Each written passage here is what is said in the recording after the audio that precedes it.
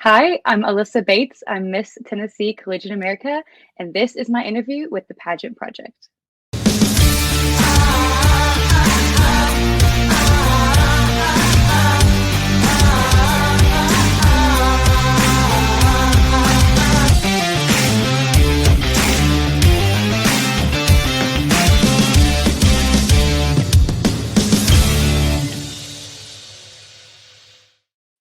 Hello, everyone. My special guest for today is Alyssa Bates, who is Miss Tennessee Collegiate America. Alyssa, how are you? I am well. How are you? I'm doing very well. We had a minor technical scare before we jumped on, but we're We did. here. Let me just read out your bio for the audience watching if they're not familiar with your story. So, Alyssa Bates is a 21-year-old from Nashville, Tennessee. She is currently a senior at Western Kentucky University and will graduate in May with a double major in middle school science education and science and mathematics education with a minor in dance. In the fall, she will begin her dream job as a sixth grade science teacher with the goal of inspiring young boys and girls to find their passion through education. Alyssa has been chasing her dream as Miss Collegiate America over the last few years. Last year, she placed first runner-up and knew her dream was still alive. In December, she was given the chance to return to nationals in June as Miss Tennessee Collegiate America. She cannot wait to return, representing her home state. Alyssa is passionate about her platform, Beautifully Brave, which she started over 5 years ago. In the last year, she started a blog, youarebeautifullybrave.weebly.com, where influential figures, title holders, and herself share stories of how they have overcome body image issues, stood up against societal pressure, and learned to be brave in their own skin. She believes being brave is a daily reminder and goal to pursue, which she shares daily in her classroom. That's a lot. It's a Where should we lot. where should we start? Why don't we start with I mean, teaching is certainly something that's close to my heart. I studied to become a teacher, but followed a different path. But why don't we start with how you got involved in the crazy world of pageantry to begin Okay. with? I got involved in pageantry when my sister competed in our home county fair, Williamson County, and she competed, and that looked really fun to me. And being the competitive person that I am, I decided to stroll on over to the next year's county fair, and I lost. And it was a great experience. I had a lot of fun. I loved, of course, dressing up and all of that, but I just thought that was really fun to do. And I felt very pretty, which through that time was very troubling for me. And so I was like, well, let's go try some more. And I ended up winning the state fair, which is a pretty big one. And so we just kind of continued down the path. And eventually I ended up in the Miss Tennessee Outstanding Teen program. Then I went to the Teen USA program and now at Collegiate America. And every step of the way has been so rewarding. Are you able to give us a rough count as to how many pageants you've competed in? It sounds like a few.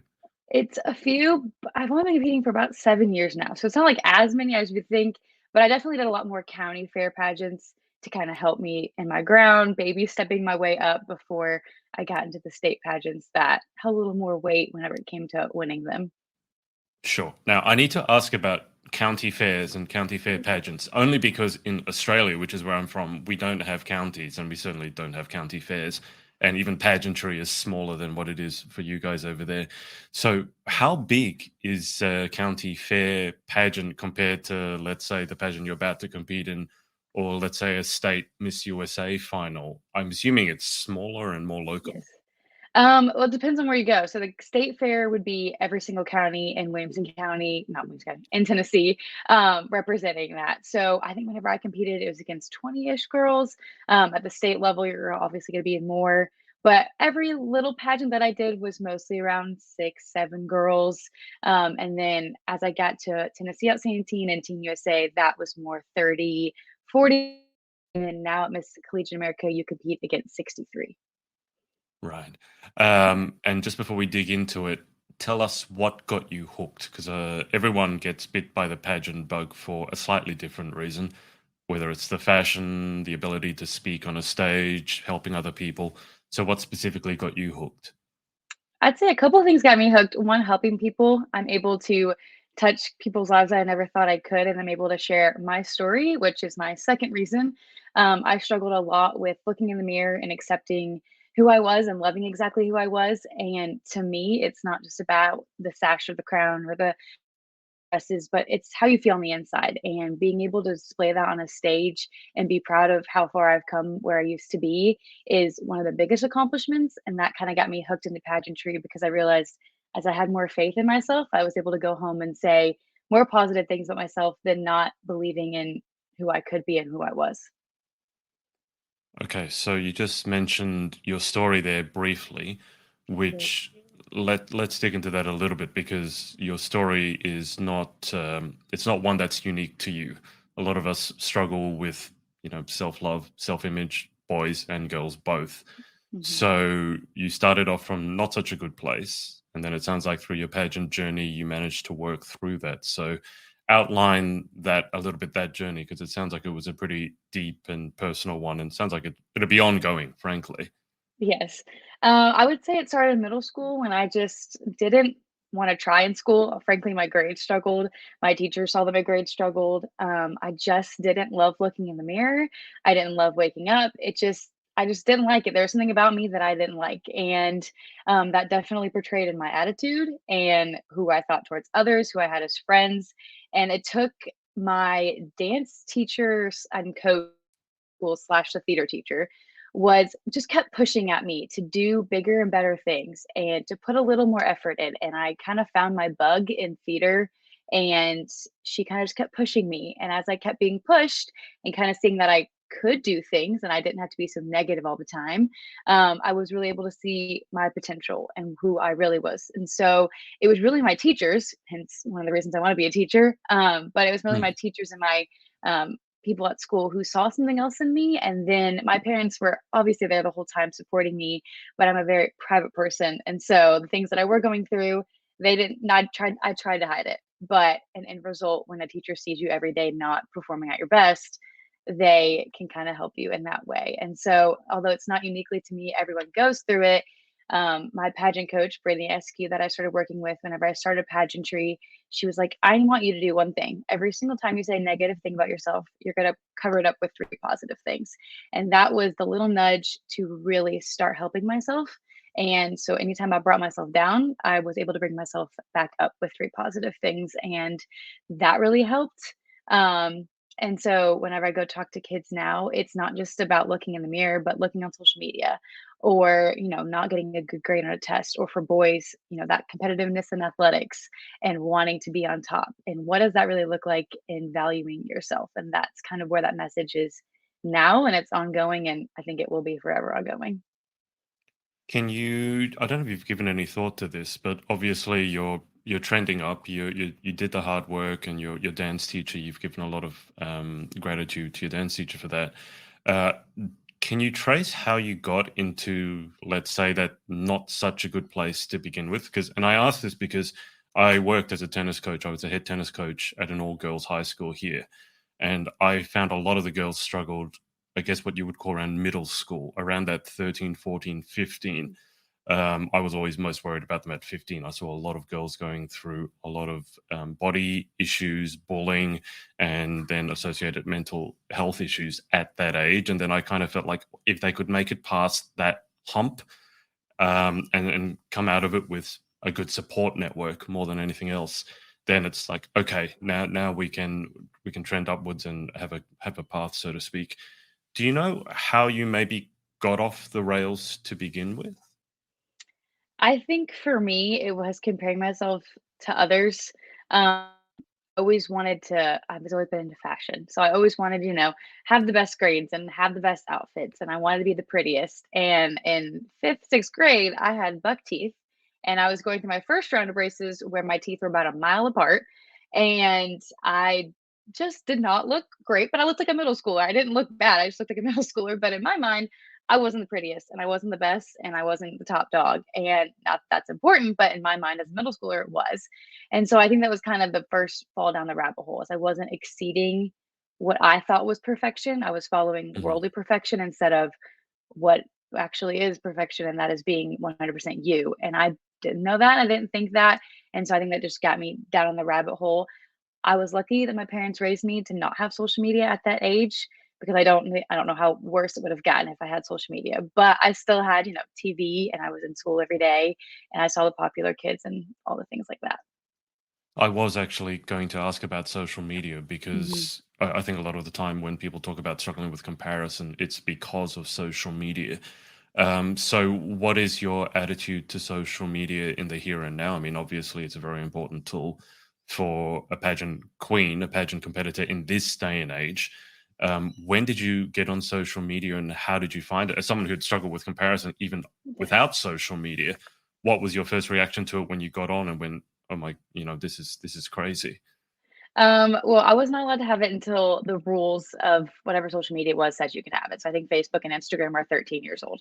So that Right. is when I was allowed to have it, and still my parents monitored it. So nothing got posted without my parents' knowledge, not really necessarily approval. I would never post anything I could not post, but without their knowledge. And then I followed all my friends. My parents knew who I followed, Yep. and they saw who I followed, and so it wasn't that I was following anything bad.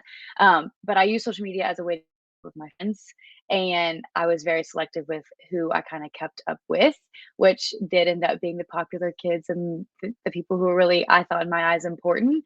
But I think because my parents regulated it and I wasn't able to have it until an older age, which is closer to like 8th grade, is when I kind of started coming out of that bad habit and out of comparing myself so much. And so, because I was protected in the beginning, I think that helped me whenever I first got social media. In today's age, as a teacher, they have it in the 6th grade, 5th grade. Who knows how Mm. young they have it? And I see it, Miss Bates, like, look at what this person posted. Like, don't they look great? And it's just like, yes, they look fantastic, but let's take a lens out of it. Here's a picture of me before and after edits. Your headshots get edited and things like that. And so I kind of try to be realistic with the kids now that have it. That is perfect. They look amazing. But let's take the real lens to it. Let's be honest with ourselves, because they do take that home with them and they use that against themselves as to why they don't look like that. I just want you to know that your aunt is watching. She said hello, Alyssa Bates, proud aunt here. As someone who's going to go into teaching yourself, you must have given some thought to social media. And, if you were to have kids yourself, for example, what age would you want your kids to start jumping on social media? Because even though you're still young, social media, it moves so quickly. So the landscape today is very different to what it was 5 years ago, which was pre-pandemic. For those of us who can't remember, TikTok became a huge thing. And then if you go back I think it's only about 15 years ago, that was when it was only Facebook and Mhm. Instagram had just come out. So, have you given any thought to what your attitude towards young people using social media would be? For now, I think 13, 14 is a good age because they are in the 8th grade. They've kinda learned those skills. I call, like, the 6th and 7th grade, like, the most transition years, because from 5th to Mm, 6th, you're figuring out just how to be kind of alive in an independent world because your hands kinda held in elementary school. And then 7th grade is when I teach that now, is when I really see the dip in trying to just figure out who you are. You want to mm, argue with your parents, you want to argue with your teachers, you want to argue with your friends, you want to drop friends group. And I don't think that's a great time to be on social media because you're going through all those changes. And then 8th grade is really when you're having to take that responsibility of, can you handle yourself? Can you keep yourself together and go on to high school? And if you can't do that, then what can we do to help? And yeah. so I think that is a good age to see social media. For TikTok, I think minimum that age, because I mean, Mm, one wrong thing on TikTok and get on the wrong algorithm and you're done for. I've been babysitting oh, and yeah. a little girl had it, and one wrong video and I was like, "And we need to scroll really quickly Hmm. before you get stuck on that algorithm." Yeah, I know that because I got stuck on a lot of cat videos, and I still haven't worked my way out of that hole.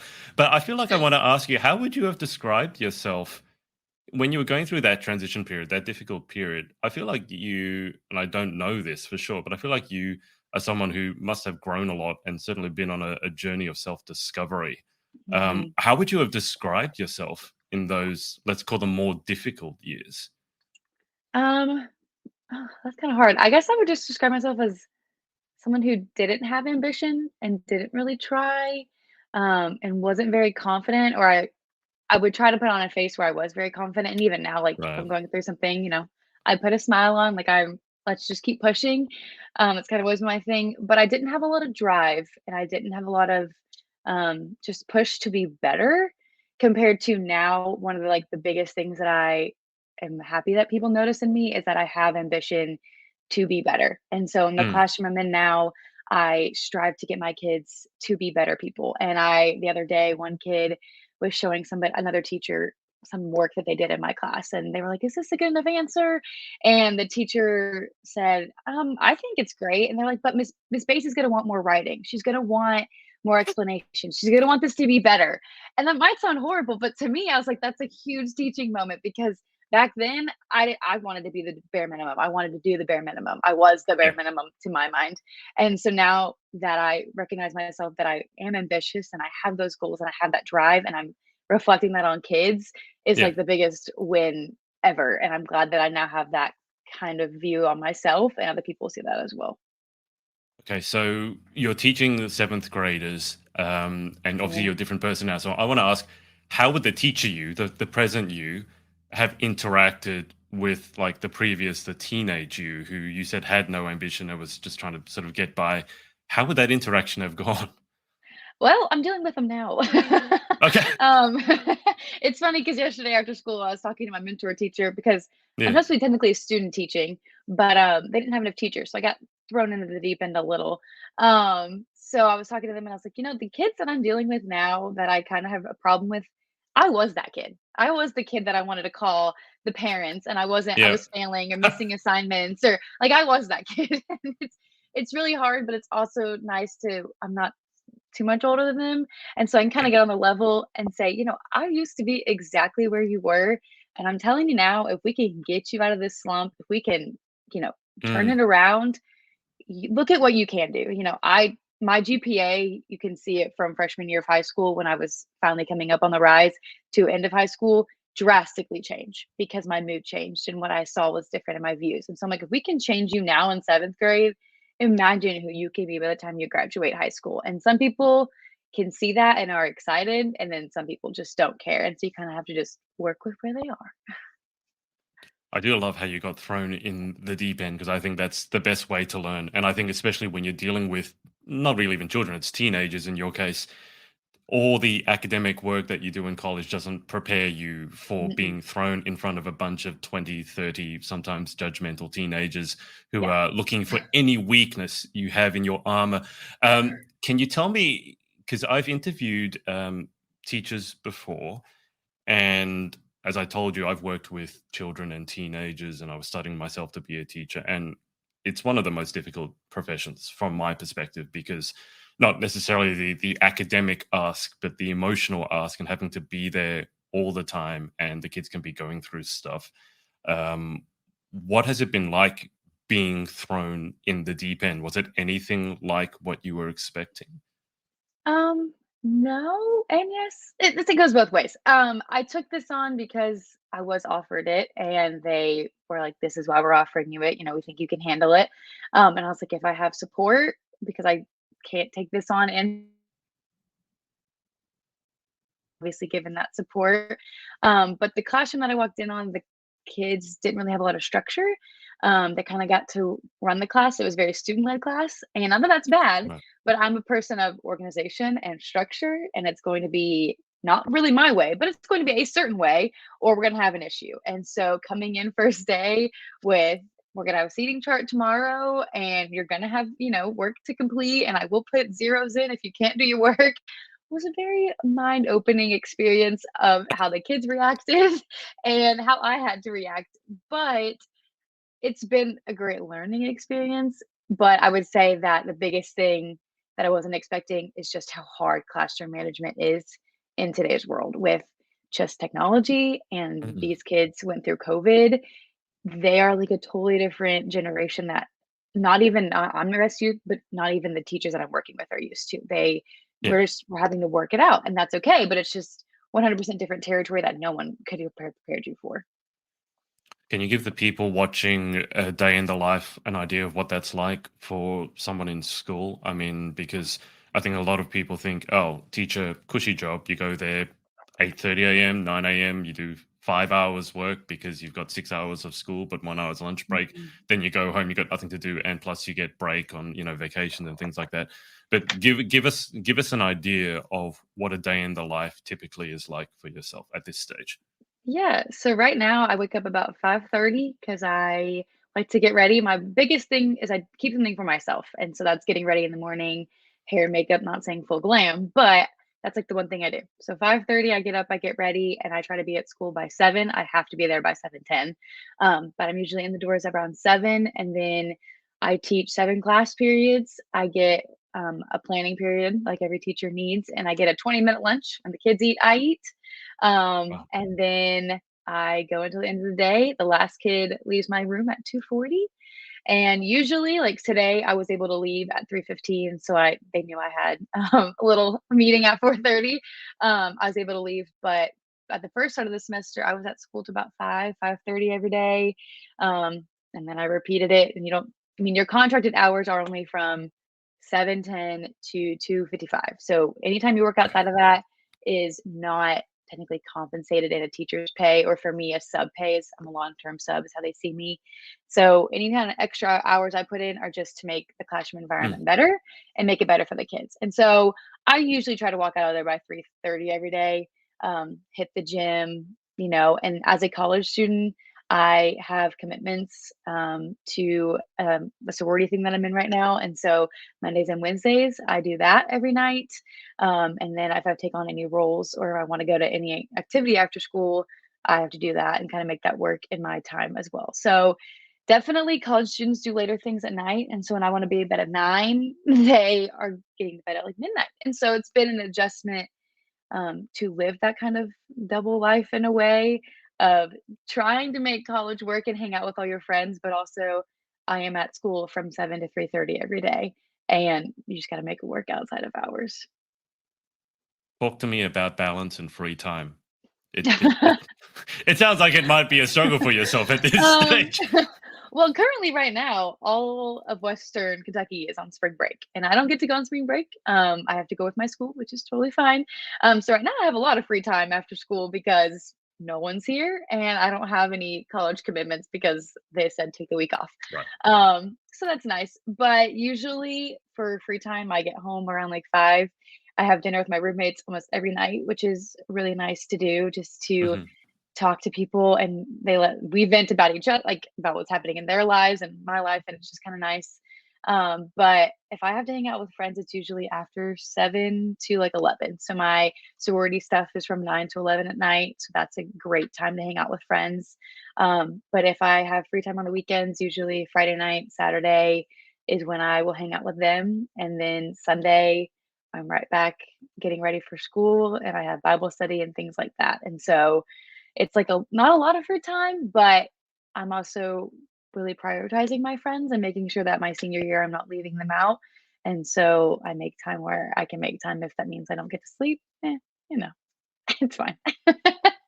It sounds like the young teenage version of yourself wouldn't recognize the version of yourself that is in front of me at the moment. I don't think so. Um, the Let me just ask you a bigger question about the education system in general. The education system in America and in other Western countries as well is copying a lot of criticism at the moment, rightly Mhm. or wrongly, for not being relevant. There are obviously big difficulties in getting people interested in being a teacher. I can't. The pay is very low in Australia, in any case, and as I understand, in America as well. And it's leading to difficulties attracting quality people into the teaching profession, which is a real issue because that's who deals with and raises the next generation, literally. And if they have a difficulty, they have a terrible time in school, then that really skews their opinion of learning. They don't want to learn anymore because they had a terrible time in school. How are you finding like working in the education system now that you're in it? Are there any things that you see that you would like to change, or in terms of curriculum or anything like that? Have you had any difficulties keeping the children engaged? Have you had any frustrations? Definitely I'll start off with the highs, but for me, you have to have the heart for teaching. And so I knew going into this profession that hours might be long, situations might be tough, pay is not the greatest in the world. but I knew that going in. And the reason why I'm going into teaching is because I have the heart for kids and I have the heart Mm. to let a kid know that they are 100% loved, whether it's by me, if they don't have that at home. And I want them to learn. I want them to find the joy of something through education, whether that's, they find it in after school sports, they find it in the club, they find it learning in a class, whatever it may be. I want them to find that. And that is why I do what I do. And I wake up every day, even though it might be hard. I have to change my mind to that is why, what is my why to keep me going? And I think that's one of the reasons why we're losing a lot of teachers is we're just losing that why. But also, like I said before, we're dealing with kids in a time that we weren't used to. Yeah. We're dealing with a lot of work ethic issues, and they just don't want to do it, or they're always on a computer screen. And whenever I Mm. went into job interviews or job fairs, my first question is, what kind of behavior issues are you seeing, or how technology based are you? Because in the schools that I see, we are 100% on the Chromebook all the time. Not really engaging with others, not doing labs. They have really horrible behavior issues because the kids are wanting to talk. They're wanting to get up out of their seats. And so, what I have noticed in my classroom is I need to do more activities to get them engaged with one another. And how do I Yeah. do that? I do that through labs, I do that through activities, or today we did whiteboards, something where they can collaboratively talk to somebody else, so they can get that kind of bug out, but also they're expressing their own ideas and they're not having to do it through Chromebook. They're not having to look at a screen. They're just able to have fun. And I think that's Mm. what is also missing in the classroom is, and I've written a whole paper on this, is standardized testing is it's a thing and we have to take it. And so it's like we have to teach to the test and make sure the kids know that so they succeed on the test. And so sometimes you don't have that fun for that wiggle room for fun. Um, so where we're having fun and they are engaging, but we also have to get the content down. And so sometimes I think in a classroom, content takes over engagement and really getting Mm. kids driven. Um, and that's kind of where I would change things in a little ways is how much emphasis we put on that standardized testing. Are we really trying to know what the kids know, or are we just trying to get them to the next grade? What is that goal? What's the ultimate goal of it all? Yeah. Standardized testing here in Ugh. Australia, I think we have a similar system. And I was going through my teaching qualification when standardized testing was being brought out, and all the politicians here were saying, "Oh, this is a great idea. It's going to make sure that, well, in your country, it was no child left behind." Mhm. But ever since it's been brought in, the big problem is the people who were struggling get identified as struggling, and then they get left even more behind. Just even basic things like schools that did better on standardized tests would get rewarded more financially, but they tended to be the schools with more resources in the first place, which is why the schools were doing well. And then the kids that were struggling got even further left behind. And then to your point, I think it's really interesting because you said sometimes you have to prioritize the content over engagement. But to my mind, having been in front of 30, 40, 50, 60 kids at a time and needing to keep their interest, you can't teach the content unless you have engagement. If the children are not stupid, if the teenager looks at what you're teaching and has no idea why he or she needs to learn this, they're not going to pay attention to you. Even if they're quiet, they're off somewhere else. So that's one of the issues that I had going through my teaching. Did you say you wrote a whole paper about it? I've written 2 argumentative papers on standardized testing because Hmm. for me, whenever I was applying for colleges, my ACT score wasn't the best. It wasn't awful, it wasn't the best, but my GPA and my grades really showed who I was as a student. And so I Yeah. wasn't able to receive scholarships or apply for colleges all the time because, or I was scared to apply, I would just say, because my ACT wasn't the best of the best. I wasn't great at taking them. Time scares me. And Mm. so for me, it's really hard to give a kid a standardized test. Like, this is going to tell me what you know, but you only get 60 minutes to answer 60 questions. Good luck. And then that panic freaks in and that shock freaks in. Yeah. So that's why I don't like standardized testing. But I think if it's content based, like a regular test is in the class, Hmm. then it will let me know what you know. But sometimes it's like the science ACT portion, I just looked at graphs and it answered what the graph said. But that's not really telling you what I learned. That's very true. I have to say, I don't know if your experience has been different, but I haven't met a teacher yet who thinks standardized testing is a good idea.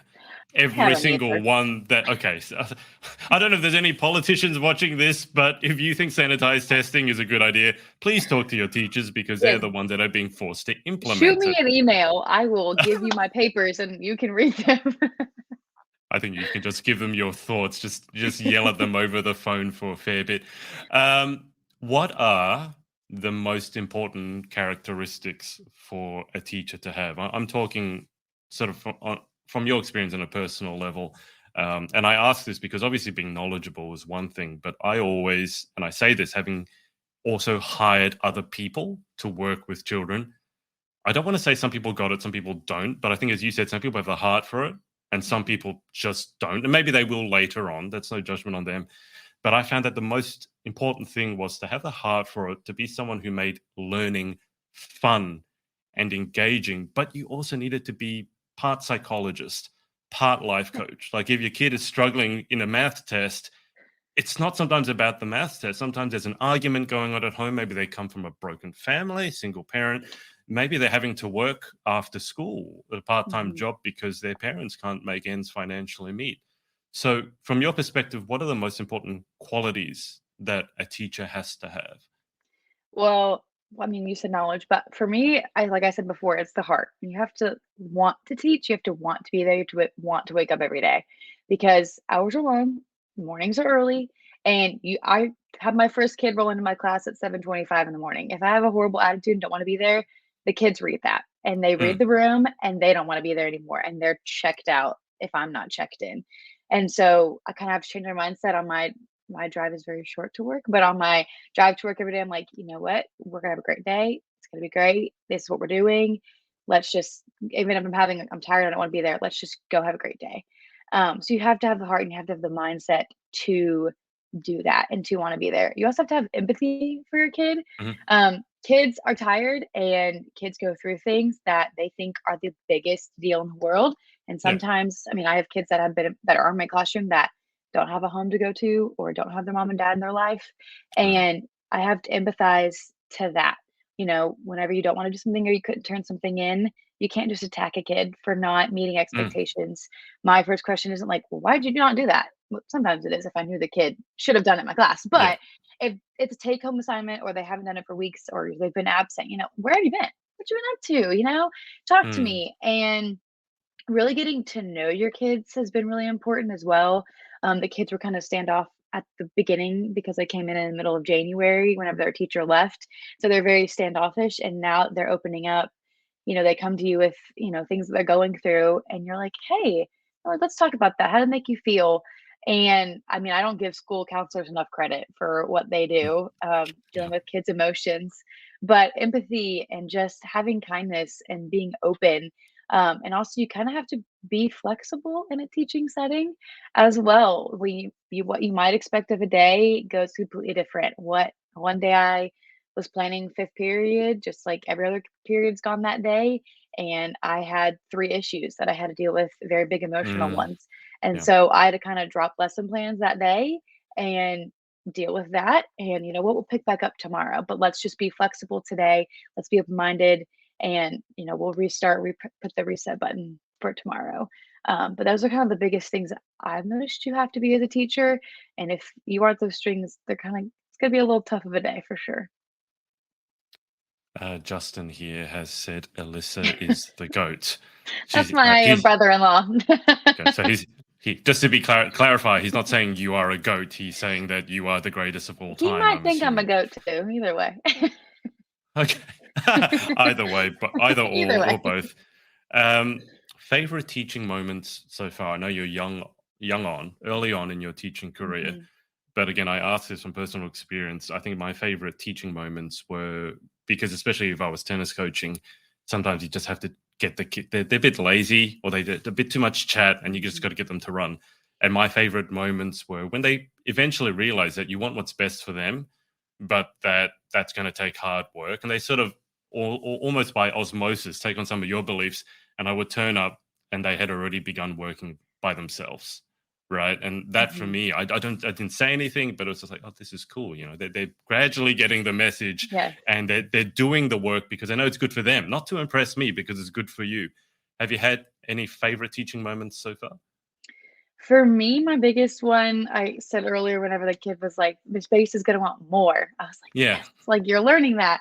But I came in with four of my content classes, I will say, were kind of rowdy, kind of all over the place. But I have instructional aides that I've been in a couple of my classes just to help with behavior. Kids see a familiar face, and then also some kids in the class need an instructional assistant. And for them to come up to me and say, the class that you have now is a completely different class than December class Mm, management wide, work ethic wise. It's a really big accomplishment because yeah. some days I walk out of there so defeated, like I had the worst day ever. And other days I'm like, I nailed that. That was amazing. But them to see that difference, it definitely was like a huge teaching moment, especially when I'm completely new and I really think I know what I'm Yeah. doing, but I really don't know what I'm doing. Um, it helps in that it in gaining respect from the kids. Like the first day, one kid was like sitting in her chair and giving me all of the sass in the world. And one girl who had known me before, because I was a sub in another class. She was like, if you just meet her expectations and try, you're gonna be fine in this class. And she did just that. And now she comes up to me. She's like, Miss Bates, I do like you. She's like, I do have to work, but I like you. And I'm like, hey, it's a win. It's a win for me. It's a win.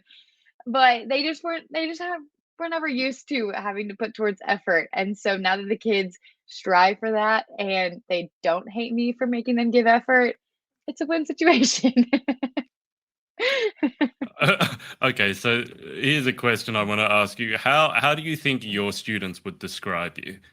Oh, In school, you say, "Oh, this teacher's really, really strict. Oh, this teacher has no idea what they're doing. They're useless." I went to an all-boys school. We were pretty harsh on our okay. teachers, Yeah. but there was a lot of discipline as well. So that's why I laughed so hard when you said your student council said, Miss Bates, I like you because in our school we wouldn't say that. It was like all by the book, all by the numbers, and it wasn't about liking the teachers. Like you're going to do what they tell you to, Mhm. otherwise you're in trouble. So how would your students describe Miss Bates? I think it will go 50-50. Some are gonna say that I'm very strict and I'm harsh and I have favorites and I pick on behavior and things like that. Those kids are usually the behavior issue kids.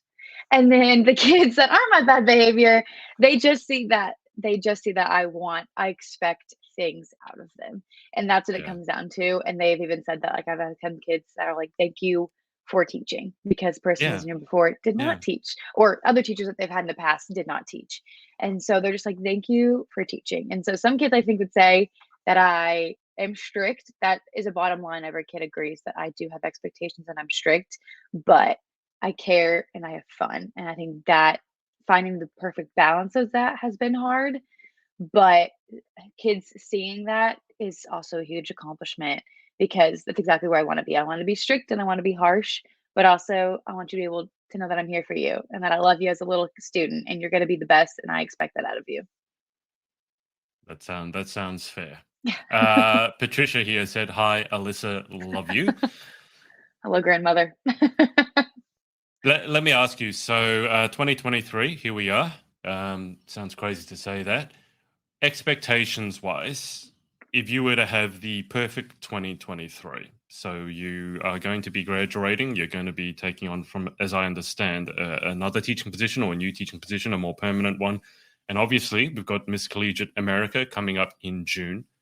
Paint for me the picture of your perfect 2023, how you'd like it to go. Yes. Well, in 2 months, I will actually tomorrow. Oh, sorry, tomorrow. Tomorrow's my birthday. I turned 22. 20, yep. Oh, happy So birthday. that's like, thank you. That's like a huge accomplishment. We didn't really celebrate birthdays in my family, but making another year seems like a great idea. But I will graduate, and in a perfect world, I will win Miss Collegiate America in June. And just that opportunity to walk the national stage probably be my last time. But just to walk that and represent my home state in a perfect world to win would just be breathtaking and amazing. And I mean, it's already off to a great start. This past week, I signed the contract to teach my dream grade, which is sixth grade, back at my home county. And so it really doesn't get any better than that. Getting my dream grade, getting to go back home closer to family. Really can't paint a more perfect picture than that right there. But for me, my perfect 2023 is just hitting those milestones that I had for myself, and that is to graduate and living on my own and finding that kind of comfort of, not living with my parents anymore, not living with college roommates, but depending on myself and Mm. taking that huge step and doing it successfully, and how I have it in my brain and how it will happen, probably two different things. Yeah. But that's okay.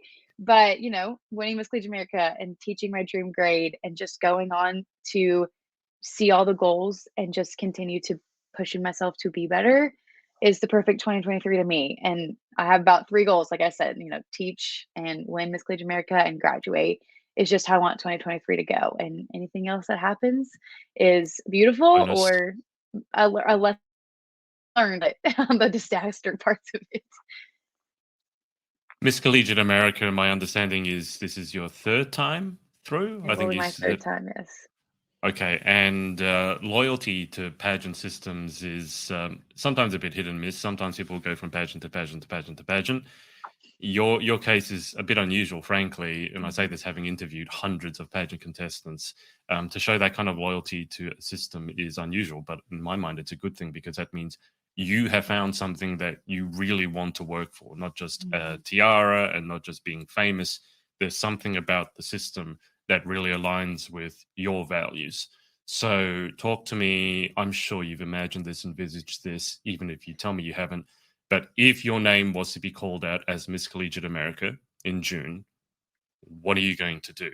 Like, I mean, immediately, what are you going to do? Because you said you're strict, so you're going to cry because if you're strict, you shouldn't cry. I But then after that, what are all the exciting plans? Tell me about all the exciting plans you have to do with your dream title. I I don't even know what I would do if my name's called, because whenever I won my first pageant, you have the numbers on the side of you that they give you, and Yeah. I had to, like, double check my number that it was me that What they were number am I? calling. So, I have a feeling, and whenever I was first runner up this year, and I was runner up Kennedy, and I will go down to the grave, she is one of the greatest people I've ever met, ever. If I was gonna be a first runner up to anyone, I'm so glad it was her. But even then, I was just shaking, crying, being first runner up. Like, I can't even imagine if my name were to call, what would I'm gonna tell myself I'm gonna keep composure, but I Yeah. know I will be Mm, waterworks all over the place. It will not be pretty, but that's okay, because for me, I pick pageant systems that I believe in and that stand for things that I stand for. And so I don't just compete in a pageant just to compete. I compete in it because it's a dream of mine and it's a goal, but I believe in what that title stands for. And so if I were to win Miss Collegiate America, they believe in scholarship, and I would get that scholarship to further my education, which is what you have to do as an educator. You have to go get that master's degree. And so winning Miss Collegiate America would help me do that.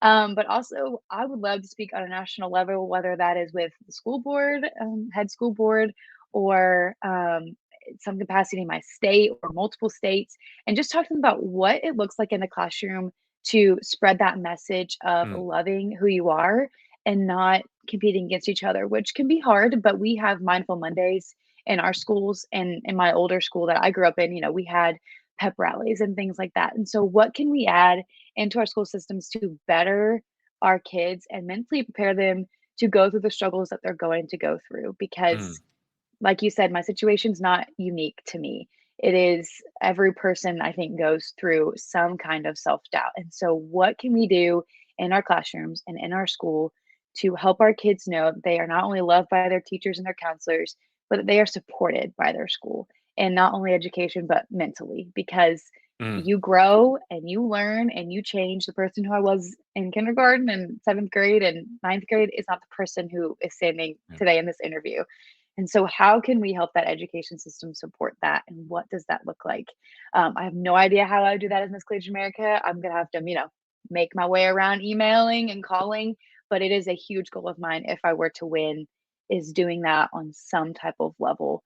And then, like you mentioned in the beginning, I have a blog, Beautifully Brave. And so that already reaches hundreds of people each week.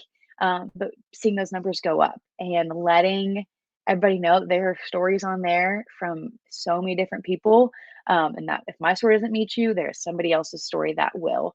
And so that is, if I can't be in your classroom, someone else is able to be, there's my blog, someone else is able to be there for you, and you're able to go online and read stories at any hours of the night wherever you are.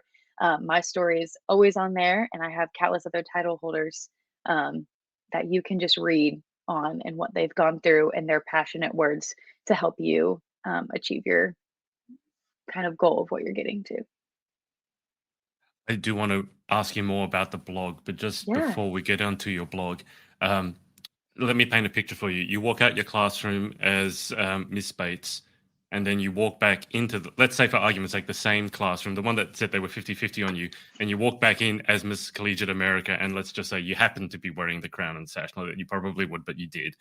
What do you think the reaction would be like? Well, I think the kids would definitely look at me differently. But some of the kids that found me on Facebook, my Instagram is completely private, but I mean, it has the tagline of Miss Tennessee Collegiate America in there. And they're not dumb little, they can go online, they can Google my name, it comes up. And so some kids have asked me, like, Miss Bates, do you do pageants? Do you model? Do you do this? And some Yeah. kids, because I don't want them to know, I'm like, no, I don't know what you're talking about. Other kids, I'm like, yeah, I do. You gotta know more about it.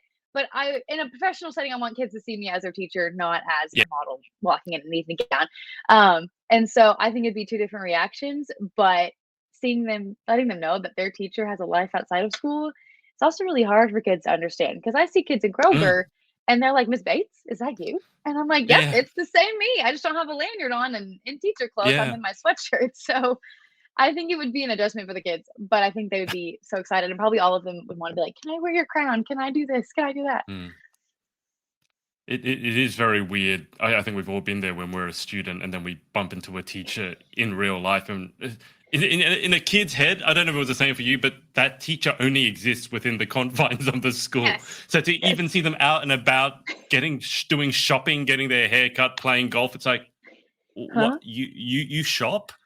Yes. That's asking a question now. It sounds stupid, but it's Yes. as a No, one of my kid, you kids has like only a see your picture. student that way. Yes. One of my kids took a picture of me in Sephora on Sunday, and I never saw this kid, but the kid saw me. And so on Monday morning, they came into class and were like, Miss Bates, is this you at Sephora? And I was like, yes. And where did you get that? Like, what is happening? What they sound like they're spying on you, following you around. Oh, Miss Bates at Following me around. Sephora, Miss I'm like, Bates. I only live at school. I'm sorry, I forgot to mention that, guys. I do live at the school. I don't ever go home. Such a great time being a kid. I do miss it from time to time. Let me go back to here. So, what was the impetus for you starting the blog? Which let me just bring it up. So you are beautifullybrave.weebly.com. When did you start it? What was the impetus behind it? I started my blog on February 14th because I felt there's no better way to spread Valentine's Day love like starting a blog. So originally my platform was Love Your Reflection, and I would go to classrooms and I would talk and I would read books to kids and I would emphasize the message on loving who you are, not beating yourself up, which is still my message. But I wanted to find a way that if kids in my state or in Kentucky, where I also was a title holder, if I can't reach kids in these two states, how do I reach kids beyond this? And Mhm. if I were to win a national title, I need to be thinking like a national title holder now. And so Yeah. I created my blog where it could reach a national level now and it can reach kids even if I'm not in their classroom. Because, like my bio said, I believe that being brave is not just a 20-minute presentation. It's not just me coming into classroom like crown and sash on. It goes beyond that. It's a daily thing. And so this blog is able to help you through that daily struggle. And I created it just so you could hear not only my story whenever I come talk in the classroom, but you can see so many other people's stories and you can read them and you can know that you are not alone in wherever you are. And one of them, I'll point them out, Abby Cantor, you're about to get to her. Hers is from a completely different view of not her struggles, but kind of the worldly struggles of sometimes you're here and here is just 100% encouraging truthful words to get you out of that Mhm. no matter where you are. And so that is what I love about this blog is it's uniquely different to every single person that shares their story and it will uniquely meet somebody else who reads it. Are you actively looking for more people to participate in your blog? 100%. I'm constantly DMing people, asking them if they'll be a part of it. But if you go to my Instagram, which is You Are Beautifully Brave, I didn't mention that in my thing. But if you go to my Instagram or even actually on my website, there's a contact thing where you are able to enter in your contact and I will reach out to you with all the information um, to write a blog or you just, there's a little highlight bubble in my Instagram as well that you could contact. And I would love for anyone and everyone, male or female, no matter your age, to write a blog. Perfect. Okay, all right. Well, we found out a lot about yourself as teacher and potential title holder. I mean, it's going on 3 months now, so you've been to this rodeo before, so to speak. How are the Mhm. nerves? How are you feeling this time? It doesn't feel real yet, and it didn't. I'd say last year kind of felt the same. It didn't really hit me until about May that I was going back because I went as Kentucky my first year, and then last year I was actually an at large title holder, and then this year I'm representing my home state. And it just didn't feel real. I feel like when I was with Kentucky, it was all new, and I was Hmm. freaking out, and everything was just so new. And then last year, I'd been there before, right? A few things are new, and really, I focused on my mindset, on building my Brave brand, what it meant, how I could really get to that national title holder mindset. And now I just feel like I'm ready to go. I'm ready to hit that ground running. I'm ready for June. But last year, my mental state going in was a lot different. I had a lot of nerves to perform how I did last time. So my first show was third runner Yeah. up, and anything below third runner up, I was going to see myself as a failure, which is 100% not true. And it took my pageant interview coach to Brittany Eskew to call me one random day and be like, "What is the absolute worst case scenario?" And I was like, "Worst case scenario is I place dead last. I get dead last. Hmm. I don't succeed at all." And she's like, "Okay, what's best case scenario?" And I was like, "I win." And she's like, "Okay, and what's the case scenario that Alyssa's going to be 100% comfortable with?" And I was like, "I get top five. If I get top five again, that is a 100% a goal in mind and an achievement that I have done and made." And I did just that. And so I walked away fulfilled and happy. And, I cried and I had my day of like, darn, I wish that was me. But I was able to grow from it. And so now I'm just same mindset. If I get that top five, if I get that first runner up placement and I win no matter if I win, but that top five placement and that goal that I have in my mind, it's going to be okay. The world's still going to spin. I'm still going to be a teacher in August. I'm still the Yeah. same Alyssa. I still matter the same. But it just doesn't feel real that it really could be you until you're standing in the top two. And I think that was the most surreal moment for me last year is when I was standing in that it really could be me right now. I really could be it. And so that's just kind of how I'm dealing with this year for sure. I often think that first runner up is the absolute worst position to come because you were so close, and then there's only one way to improve in inverted commas, and everything Mhm. else is in some ways a failure. It's not, but No, sometimes in your head you can get it like that because you did so well, and yes. then I mean, how do you deal with that? Because there are a lot of first runner up syndrome. Um, how do you have any tips for dealing with that? Like if you're going back to the same pageant, and there's some girls who haven't, let's say, gone first runner up, but what they want to do is go back to the same pageant because, as we mentioned, you believe in the system, you align with their Mhm. values. But obviously, you want to see improvement. And if one time, let's say, you do get top five, and the next year you're all excited about it, and then you don't place in the top five, that can be really catastrophic to your emotional state, your confidence. Do you have any tips that have worked for you in terms of dealing with that sort of expectation? For me, the expectation was to be my best, and I was. But looking back at the photos of how I reacted and just you could see the pure joy in my face that I had made it that far. And Mm. so first runner up syndrome is awful. I had it for about I still have it now. I look back at those photos and it's still like, ugh, oh, I was so close. And they Miss Collegiate America posts the video of, her crowning moment and you're in that and it's like, oh, come on. Like it's just like torture all over again, but in like a great way. In a great way, it's torture. But you just have to say, to yourself, you did your absolute best.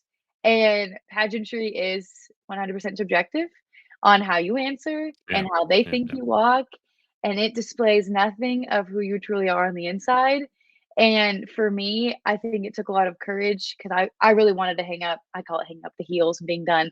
I really Yeah. wanted to just kind of hang it up and just say, you know what? I'm comfortable with first runner up. We're going to move on. Mm. And my director of Miss Tennessee Collegiate was nothing more supportive after I won Tennessee Collegiate of being like, you know what? Let's change your mindset. We're going back and we're going back with, you know, guns blazing, and we're going to do 100% what you did last year, and that is just being Alyssa. And no matter what outcome that gives you, you're still the same Alyssa that you were before and that you were after. And so don't be afraid to go back as first runner up. You can hold a lot of pressure on yourself. And I'm sure as the pageant approaches, I'll get more nervous and hold more pressure for myself, that I want to be first runner up again or even better, win.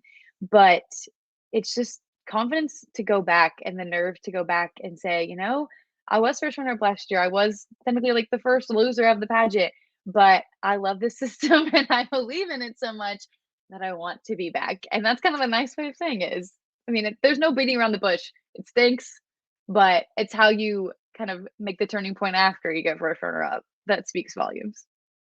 Yeah, I mean, obviously we're tongue in cheek here, but it's funny you can have these little in jokes if you know what pageantry is about, and obviously you've been there, done that. But yeah, first runner up, calling it first loser of the pageant.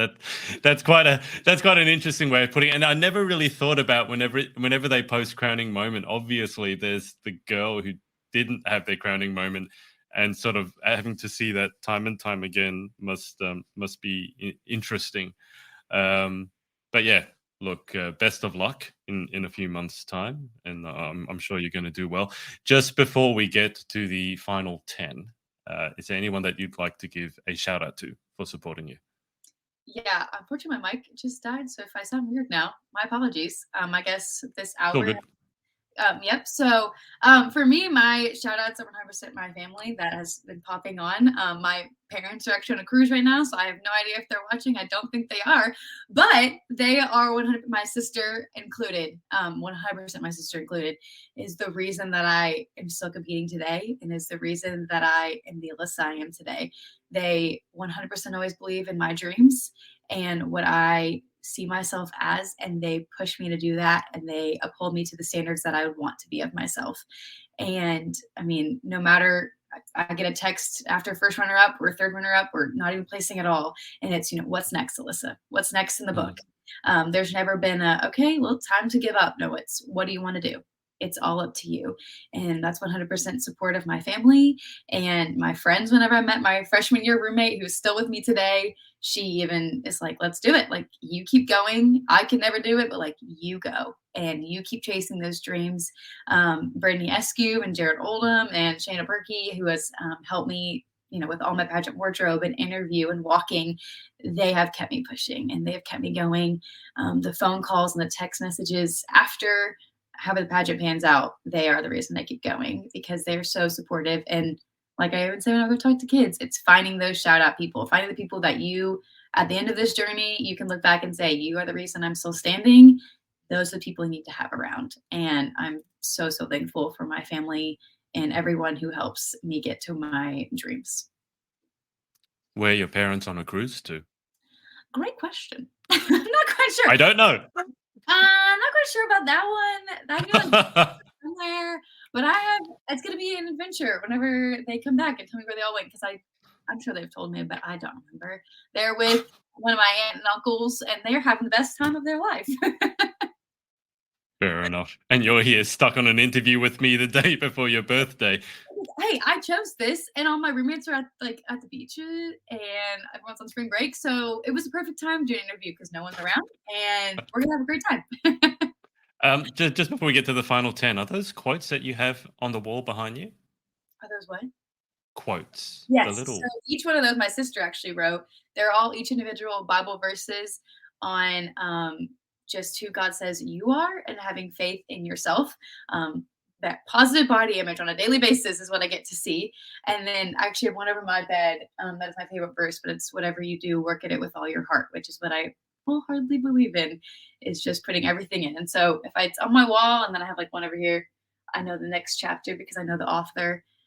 Just very encouraging things that help me believe in myself every day and believe in the true word. I was going to ask you for your favorite Bible verse, so you've preempted my question. Right, yes, favorite Bible verse is Colossians 3:23. I live by it, but there's so many, but that is the one that I work at it with all my heart. I don't work at it for the world. I work at it for him and for his glory. I read through the entire Bible for the first time back last year. It was just on my bucket list, so I read it all the way from the beginning to the end because I wanted to get to know it, and I thought if I'm going to form any sort of opinion on it, as far as a human can form an opinion about such a thing, I need to read the whole thing. I just want to ask: do you have you've got a favorite verse? Do you have a favorite book? Ooh, that's hard. I love Ruth. I've studied Ruth a lot. And I think it's a great study for girls my age to go through. We've learned a lot. I've gone through it with actually as a church and actually as like an individual girls Bible study, and I've learned different things from it both times. And so I love that book for sure. And then I was going through a tough time in my life. Through college, as every college student does. And I read Job a lot and how he went through trials. And so those two books of the Bible I've read more than once, and they have stuck out to me for sure, mostly because of what I've just been going through in life, or to speak truth on just who you should be as a person and what your heart should say. Yeah. The Book of Ruth, that's a good call. That's not one that I've heard. I didn't even know that book existed, to be frank, before I read the Bible. I was like, oh, the Book of Ruth. The Book of Job obviously is more familiar for a lot of people, and that's a tough story. My heart really went out to Job during that story. It's tough, but it gives you hope in the trials for sure. Yeah, definitely. All right. Well, final 10 questions. Here we go. Number 1, what is your favorite word? What? Probably. I say gotcha a lot. That's like a favorite word. Like if anything, I'm like gotcha. Sounds good. Gotcha. Gotcha. I use it a lot. Gotcha. Just so you know, these are completely random questions, but they're going to target there. they're going to come at you in pairs. So number 2 is, what is your least favorite word? Even though I've said it today, I hate when a kid's like I'm like, well, yeah, there's something formulating. Just say it, or don't say it at all. And that's why it doesn't help that in pageantry, that was like my number one thing that I was really bad at. So now I hate the word so I don't say the word You're looking actually quite angry when you're discussing the word. Your eyes and the veins in your forehead are beginning to pop out. I have to tell you, I've interviewed like over 300 pageant contestants. Is not as bad as I thought it was. The worst one right now is like. People who say every second word is like this, and like when this happened, and then it's like kind of like this, and like and you had a counter. I'm sure you just like all the likes that I've said today. I don't think it was that bad. Now I want to go back and have a look because I'm sensitized to the ums and the likes because I do so many interviews. Anyway, let's move on. Question 3, in life, what excites you? What turns you on? Life itself, knowing that there is something new around the corner. Number 4, what turns you off? I'd say looking on life negatively, always seeing the negative in life. There is something always positive that can come out of a situation, so there's no reason to only see the darkness. Number 5, what sound or noise do you like? Oh, that's hard. Probably something like popping, like a poppet. I don't hate that. What's a poppet? It's like, it's like, it can be in a different shape, but like it just like pops in and out. It's like a little bubble that like pops in and out, and it makes like a little popping noise. Okay, all right. How about popcorn then? Yeah, popcorn. It kind of sounds like that. Something like popping. That sounds, yeah. Okay. Number 6, what sound or noise do you hate? I know now. Whenever you scrape silverware against each other and it creates that awful sound that nobody likes, that one. I have to research that sound. There must be a scientific reason as to why that is universally the most hated sound. It just sets everyone on edge. Don't know why. Number 7, if you could have any one superpower, what would you pick and why? I would want to see the future only because my biggest fear is the unknown. So, I mean, although it'd be terrifying to see what always comes next, it also eases a lot of my anxiety. For someone who's terrified of the unknown, you picked an interesting hobby to partake in, pageantry, where the judging is completely subjective, which means that everything is unknown. Even in a pageant interview, I've been asking my worst fear is, and I'm like, fear of the unknown. And they're like, why? I'm like, well, I have no idea how this is panning out right now. Dear me. You won Best in Interview, so your answer must have gone over pretty well. Dear me, that's an interesting one. Number 8, what job other than your own would you most like to attempt? If I didn't teach, I wanted to be a child life specialist in a hospital, which is like the liaison between the families and the kid going in surgery. And you kind of just talk them through what's all going to happen and might give them an IV, kind of show the procedure on like a stuffed animal or something, just eases the kid's mind before they have to go into surgery. Number 9, what job would you definitely not like to attempt? Any desk job, any job that I'd have to sit down from like 9 to 5. I don't think I could do. I have to be up and moving, engaging, doing something. Like I'm not one to sit down for long periods of time. Okay. Number 10, final question. If heaven exists, what would you like to hear God say when you arrive at the pearly gates? Well done, my good and faithful one. I used to have a sign in my room that said at the end of my life, I want to stand there and say all the gifts and talents and everything you gave me, I used it all, and I used it all in his glory. Perfect. Well, Alyssa, that's about it. Thank you so much for coming on. Thank you. And I will keep you on the line for just a second whilst I hang out with the audience. But thanks to everyone for watching, whether it's live or on the replay, and we will speak to you next time. Bye for now. Hey, thanks so much for watching. Sorority Access is now open. So if you'd like to join an amazing group of women and learn how to be the most powerful, confident, and impactful queen possible, head to thepageantsorority.com. I'll see you there and see you in the next video.